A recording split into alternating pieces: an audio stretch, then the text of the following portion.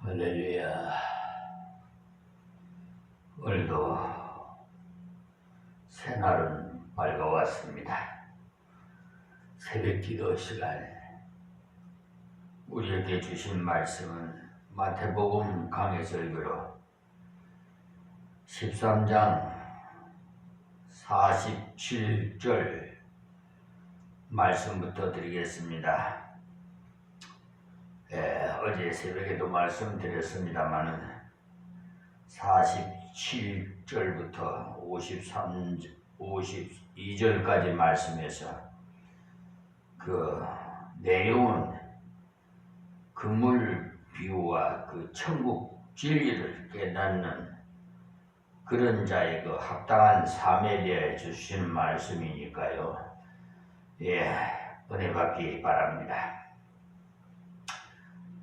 어제는 저 세종특별자치시의 종합청사 국민권익위원회에 갔다 오느라고 그 신고서를 작성해가지고 그 접수하고 오느라고 지쳐가지고 그냥 피곤했었는데 잠을 자고 나니까 그냥 말끔히 새 힘을 주셨습니다. 또 여기 말씀에 47절입니다. 또 천국은 마치 바다에 치고 각종 물고기를 모으는 그물과 같으니 아멘. 여기 그물은 역시 이 땅 위에 천국인을 말해 하나님의 간섭과 하나님의 그 다스리심을 직접적으로 받는 지상교회의 형태를 말하는 것입니다. 그러니까 이 지상교회로 비유된 그물은 바로 많은 영혼을 건지기 위해서 사용되는 그런 도구로 보여주고 있는 것입니다. 그러니까 어부가 그물을 바닷물 속에 이렇게 탁 던지지 않아요? 그러다가 한번 쭉 이렇게 훑어서 건져온 내가 보면은 거기에는 각종 물고기들이 그냥 혼합되어 가지고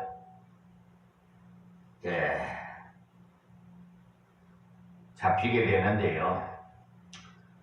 그래서 그 물을 끌어올려서 펼쳐놓고는 먹을 수 있는 가치 있는 것과 먹을 수 없는 무가치한 것을 잘 이렇게 선별해 가지고 취할 것은 취하고 버릴 것은 버린다는 거예요. 그러니까 알곡과 죽정이가 있듯이 알곡은 하늘 곳간에 세우고 죽정이는 불에 살라버리듯이 이것을 보면은 지상교회들 그물 아래에 있는 각종 물고기들과 같이 먹지 못할 것과 쓰지 못할 것들이 서로 섞여 있는 불완전한 모습인 것을 알 수가 있습니다. 다 교회 다 다닌다고.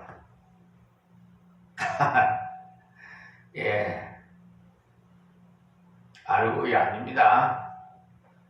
거기는 사기꾼들도 많고요.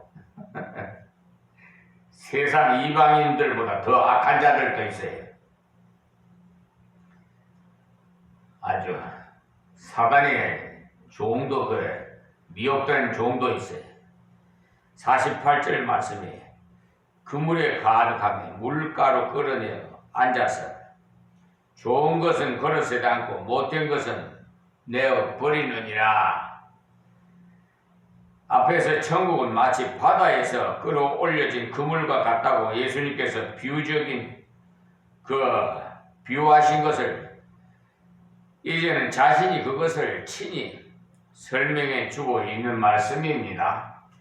그러니까 그물에는 여러 종류의 그물들, 예컨대 사람이 먹을 수 없는 불길한 고기까지도 포함되어 있어 서로 혼합되어 있는 상태에서 먹지 못하는 부정한 고기들을 골라내는 그 선별을 언제 하느냐? 그러니까 그 선별이 이 현세의 이 땅 위에서 이루어지느냐 하면 절대 이 땅에서는 하지 않습니다. 우리는 자칫 잘못하면 이 땅 위에서 자꾸만 선별을 하려고 조급해서 서두르는 경향이 많은데, 우리가 앞에서 말씀드렸듯이 가라지 비유에서도 보면 거기 가라지를 구별해서 처리하는 시기에 대해서 말하기를, 추수 때에 내가 추수꾼들에게 말하기를 가라지는 먼저 걷어 불사르게 단으로 묶고 곡식은 모아서 내 곡간에 넣으라 하지라고 이렇게 말씀하고 있습니다. 그러니까 그물 속에 있는 고기들 선별하는 것도 역시 49절에 보면 세상 끝이 천사들에 의해서 행해질 것을 밝혀 말씀하고 있습니다. 49절 세상 끝에도 이러하니라 그랬습니다. 이것을 보면 이 땅 위에 교회가 주님이 오시기 전까지는 완전한 성결을 결코 유지할 수 없음을 분명하게 알 수가 있어요. 그러니까 밭에는 항상 가라지가 곡식과 함께 공존해 있고, 그리고 그물 속에도 못된 고기가 좋은 고기와 함께 서로 섞여 돌아가고 있다는 겁니다. 그러므로 우리는 이 땅 위에 교회에 이런 가라지와 악한 고기가 엄연히 존재한다는 성경의 증거를 바로 알아서 그와 같은 것에 대해서 긍정적인 자세를 가지고 그 속에서도 조급함으로써 원망이나 낙심을 하든지 또한 교만하든지 하지 마시고 오히려 하나님만 순수하게 바라보십시오. 천사들이 와서 의인 중에서 악인을 갈라내어 그랬어요. 50절의 말씀에 풀무불에 던져 넣으리니 거기서 울며 이를 감이 있으리라. 그러니까 교회 안에 하나님을 알지 못하는 자들이 그냥 하나의 그 형식적인 종교 생활을 해 나가는 중생하지 못하는 그런 사람들이 섞여 있다는 것을 말합니다. 우리가 분명히 알아야 되는 것은 기독교는 종교가 아니라고 수차례 제가 말씀드렸어요. 종교라는 것은 인간 편에서 하나님께 도달하기 위해서 자신이 애쓰며 도를 닦는 인간의 노력인 것이, 그래서 복음이 가장 안 들어가는 그런 사람들 중에 하나가 종교적인 사람이에요. 이들은 거의 본능적으로 자기가 하나님을 위해서 무언가 자꾸 하려고 노력하는 이른바 자기 공로를 가지고 하나님 앞에 내놓기 위해서 자기 스스로 준비하기 때문에 예수 그리스도께 자신을 전체 맡기거나 의지하려고 하지 않아요. 따라서 자기의 무능이나 더러움, 그리고 자기의 누추함을 인정하지도 않고요. 자기가 제일 똑똑한 척하고 자기가 제일 자잘한 척하고 아주 그냥 요즘 PR 시대가 돼가지고 자기 자랑들 많이 하잖아요. 프라이버시에 내세우고 똑똑한 척하고. 여러분 유창하게 아주 그냥 설교 잘한다고 여러분 그런 분들한테 속지 마세요.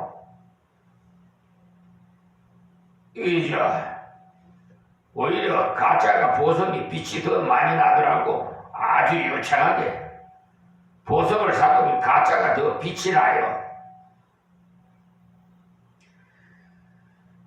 저 무디 목사같이 선생같이 그냥 배운 것도 없어도, 예, 그리고 칼빈 선생같이 그렇게 바짝 마르고 온갖 종합병원으로 갖가지 질병으로 한 30대에 그냥 하나님께 갔지만 얼마나 훌륭하게 하나님 쓰셨습니까? 그러니까 여러분, 겉으로 봐서는 우리가 알 수 없어요.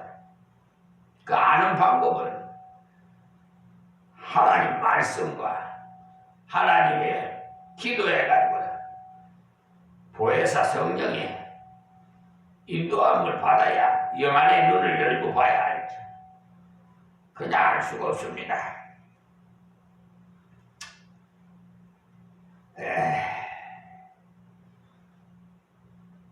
그러므로 우리가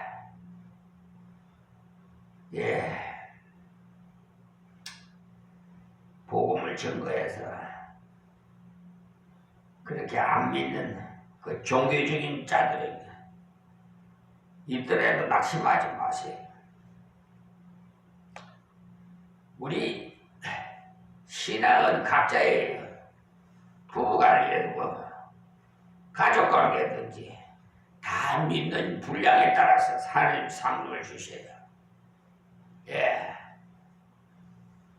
예수 믿는다고 다 주여 부른다고 다 천국 갈 것이야. 불법을 해간 자에 나 너 모른다 그랬잖아요.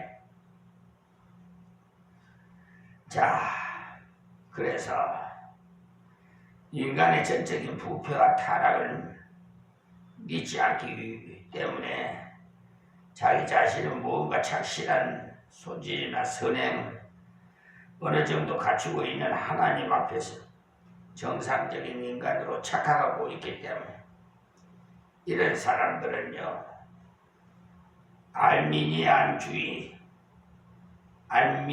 알미니안주의와 같이 인간이 그 전적인 타락을 인정하지 않고 인간이 하나님을 찾아갈 능력이 남아있다고 주장하는 자들입니다. 우리가 복음을 정말 바로 깨달으면 인간에게는 하나님을 찾는 바른 선택을 할 수가 있는 능력이 완전히 상실되고 없는 전적 무능한 인간임을 깨닫게 됩니다. 왜냐하면 인간은 영혼과 육체의 모든 가능과 모든 부분이 전적으로 부패해서 하나님과의 교제에서 끊어진 사망 상태에 있기 때문에 사람 편에서는 하나님께로 향할 길은 전혀 없어요. 따라서 인간 지력으로는 하나님을 다시 만날 수 없게 되어 있습니다. 여기에 그 그물 비유를 보십시오. 마지막에 예수님께서 오실 때까지 못된 고기와 같은 불순물들이 섞여 있다는 사실을, 그러니까 아무리 형편없는 교회라고 하더라도 그 중에도 정말 복음을 바로 믿는 성도가 있습니다. 그것을 우리가 유념할 필요가 있어요. 중세가 극도로 암흑했으나 그런 중세의 교회 속에서도 복음을 진정으로 바로 깨달은 보석 같은 사람들이 있었던 사실을 볼 때 우리가 함부로 지상교회를 정죄하는 속단을 금해야 하겠습니다. 여기 예수님께서 말씀하신 이 그물 비유도 바다에서 끌어올린 그물 안에 여러 가지 잡다한 것들이 있는 중에서 좋은 것만을 골라서 그릇에다 담는 것과 같이 교회 안에 잡다한 사람들이 모였지만 그 중에 진정 그리스도를 바르게 믿는 그런 자만이 영생을 얻게 되고 그렇지 못한 자는 반드시 심판에 이른다는 그것을 가르쳐주고 있습니다. 그래서 예수님께서 분명히 말씀하시기를 내 말을 듣고 나 보내신 이를 믿는 자는 영생을 얻었고 심판에 이르지 아니하나니라고 요한복음 5장 24절에 말씀하신 사실을 볼 때 여기서 심판에 이르게 된 사람들은 그들이 진정 그리스도를 영접하지 않았다는 것을 나타내 주는 말씀입니다. 그런데 여기서 우리가 한 가지 유의해야 할 것은 예수님께서 이런 말씀을 주시게 된 그 본 의도를 바르게 파악하지 못함으로써 빚어지는 실수로서 다름 아닌 다른 사람을 자꾸 판단하게 되는 일이 됩니다. 예수님께서 이런 것을 기록해 놓은 그런 목적은 다른 데 있는 것이 아니고 이런 가라지나 악한 고기 등의 그 불순물들 볼 때 우리가 낙심하지 말라는 것과 그리고 또 하나는 그런 교회의 부정적인 요소를 통해서 우리는 항상 자신을 돌아보라는 그와 같은 목적에서 이 말씀을 하셨다는 사실.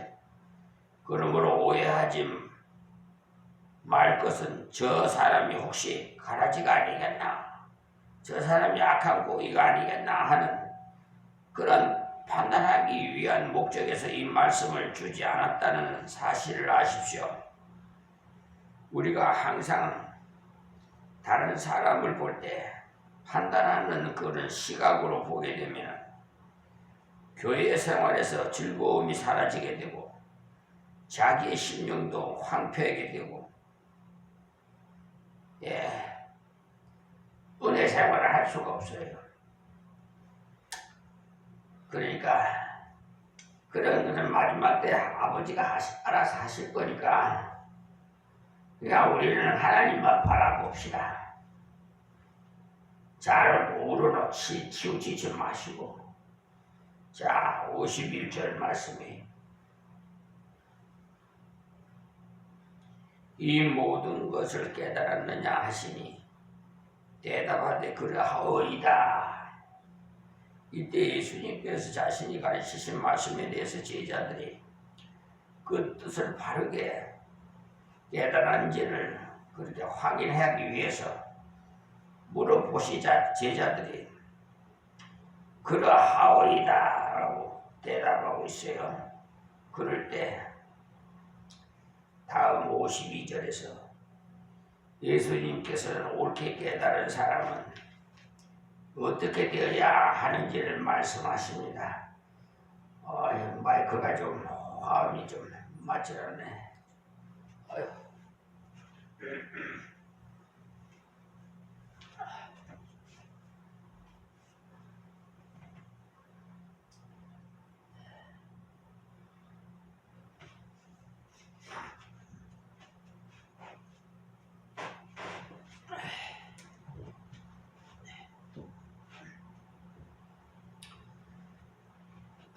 다음 52절 말씀 보겠습니다.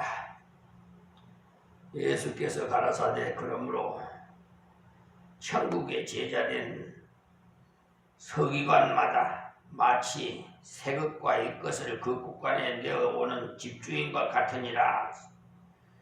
여기에 천국의 제자된 서기관이라는 말씀은 다른 말이 아니고 예수님을 영접한 참 서기관이라는 말씀이에요. 그러니까 예수님을 영접함으로써 이제 좋은 의미에서 그 서기관, 그러니까 예수님의 말씀 옳게 깨달은 그것을 가르칠 수 있는 성경에 정통한 사람들이라는 것입니다. 그래서 참 가르치는 그런 자, 참 인도해 주는 사람이 누구인가 하면 마치 새 것과 옛 것을 그곳에 그 곳간에서 내어오는 집주인과 같으니라 그랬어요. 그러니까 큰 곳간을 소유하고 있는 큰 집주인이 오래 묵은 것을 줘야 할 때는 묵은 것을 주고 새 것을 줘야 할 때는 새 것을 주는 것과 같이 이렇게 필요에 따라서 깨달은 것을 때를 따라 바르게 나누어 줄 줄도 아는 그 사람이 바로 천국의 제자된 서기관이라는 말씀입니다. 그러니까 앞에서 예수님께서 비유하실 때 열거하신 여러 가지 종류의 사람들, 즉 우연하게 부활을 발견한 사람과 또한 탐구를 거듭한 결과 진주를 소유하게 된 사람과 그리고 그물 속에 참 고기와 거짓 고기 이런 등등 작다한 사람들이 모여 있다고 했는데 이와 같이 올바르게 깨달은 사람은 그 모든 경우에 적절하게 대처해서 올바르게 지도하면서 그리고 올바르게 줄 것을 줄 수가 있다는 겁니다. 그러니까 예를 들어서 우연히 부활을 발견한 사람에게는 그럴 수가 있느냐는 이런 식으로 나온다면 그것은 제대로 옛것과 새것을 못 주는 자라는 말입니다. 여기 새것과 옛것에 대해서 옛것은 구약을 가리키고 새것은 신약을 가리킨다고 보는 그런 견해가 제일 많습니다만 그러나 무엇이라고 딱 이렇게 단정하기는 어렵고 이것은 거의 틀림없이 각 사람에게 맞는 진리를 각 사람에게 맞는 교훈을 그렇게 줄 수 있다는 것을 의미하는 것이면 틀림이 없습니다. 그러니까 올바르게 깨달은 자는 때를 따라서 합당한 진리를 가지고 자신과 그리고 남을 위해서 바르게 사용하는 자가 되어야 마땅하다는 거죠. 그러니까 여기 그 곳간에서 내어오는 집주인이라고 했기 때문에 곳간에다가 넣어두기만 하면 안 되고 때를 따라서 내어놓음으로써 자신이 필요할 때는 자신이 먹고 남에게 필요할 때는 남에게 나누어 줘서 필요한 바를 때를 따라서 채워줄 줄 아는 사람이 되어야 하는 것입니다. 그러니까 이것은 주로 선지자 목사에게 하는 말씀이 되겠어요. 예, 뭐 평신도도 마찬가지입니다만 그래서 우리가 같은 그리스도인이라도 가만히 보면 사람마다 예수 믿는 그 신앙의 성격이나 체험이 다 같지를 않고 각각 다 다르다는 것을 알 수가 있어요. 그러므로 우리는 하나님의 교회 안에서 서로의 다양성을 존중해 주면서 그것을 수용하고 응용함으로써 상호 보완적인 관계를 유지해 나가야 하는 것이지 자기와 다른 사람을 두고 당신은 왜 나와 같지 않느냐고 핀잔을 주는 독선적인 자세를 가지면 절대로 되지 않습니다. 그러니까 교회 안에서도 여러 유형의 사람들이 있는데 가만히 보게 되면 어떤 사람은 성경에 대한 전문적인 지식과 숙련을 쌓기 위해서 조용하게 탐구에만 주력하는 탐구형의 사람이 있는 반면에 탐구는 별로 하지 않으나 계속 열심히 봉사만 하는 행동형의 사람이 또 있는 것을 볼 때 우리가 어느 한 가지만 가려내기 위해서 저것은 가짜다 아니면 진짜다 이런 흑백 논리적인 평가는 안 된다는 말입니다. 그러므로 우리는 각 사람의 다양성을 존중해 주면서 그들의 개성이 균형을 이루도록 열심히 대단한 사람에게는 열심을 내더라도 좀 깨달아서 지식 있는 열심을 내서 효과적인 그런 봉사를 하도록 가르쳐 주고 반대로 시종 일관을 탐구로만 일관하는 그런 사람에게는 탐구만 하지 말고 그 탐구한 것을 가지고 봉사로 전환시켜 활용하도록 깨우쳐주는 이러한 작업을 바로 감당하는 그것이 바로 옛것과 새것을 사람들의 필요를 따라 가르쳐주는 참 인도자라는 말입니다. 실제로 우리가 사람들을 관찰해 보면 탐구적인 성향이 강한 사람은 계속 탐구만 하려고 하기 때문에 이런 사람들은 자칫 잘못하면 성경 공부가 목적이 돼서 그냥 한정없이 성경 공부만 하려고 하는데 우리는 성경 공부가 목적이 아니에요.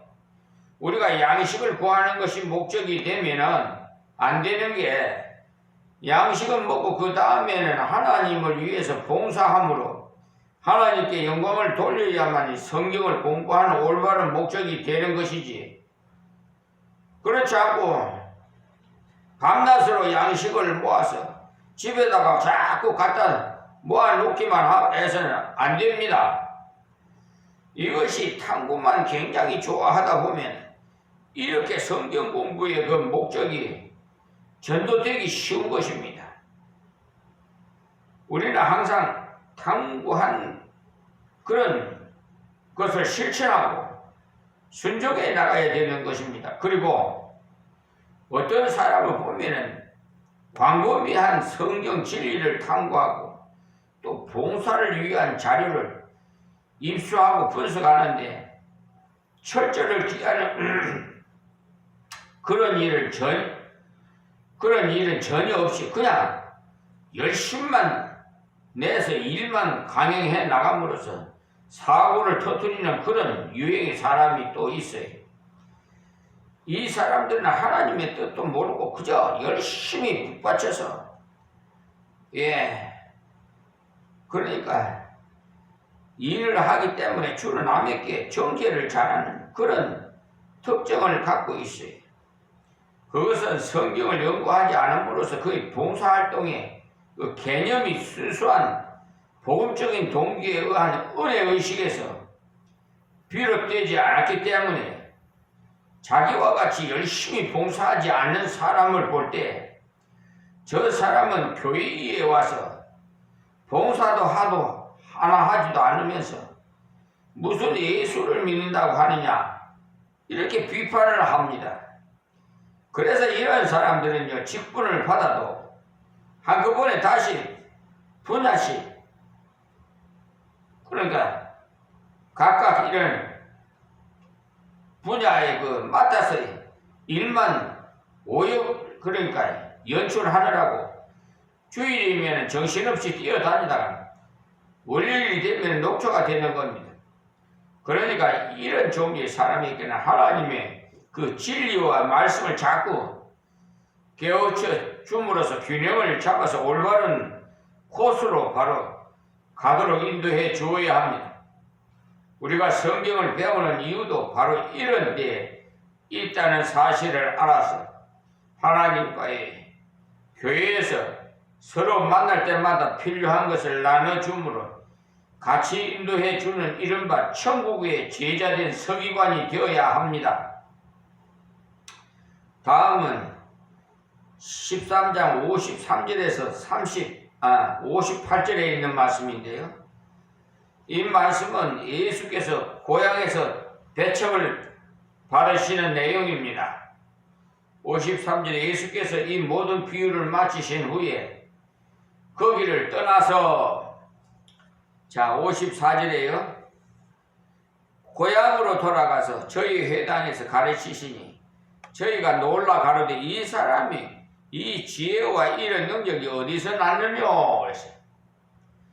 그러니까 예수님께서 그 모든 비유를 마치시고 그 지방을 떠나서 이제 자신이 자라났던 나사렛으로 가가지고 그곳에 회당에 들어가셨다는 말씀이죠.